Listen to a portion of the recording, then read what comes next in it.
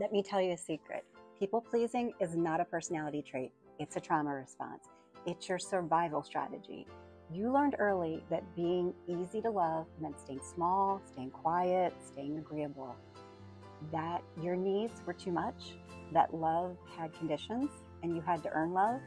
Now you call it kindness, but deep down, it's fear of rejection, fear of being abandoned, fear that if you stop molding yourself into the person that you think they want you to be, they'll stop loving you.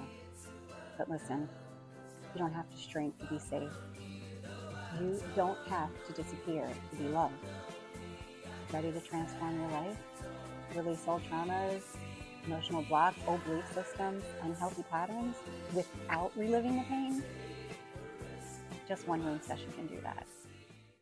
Click on the link in my bio to book a session with me today and follow me for more.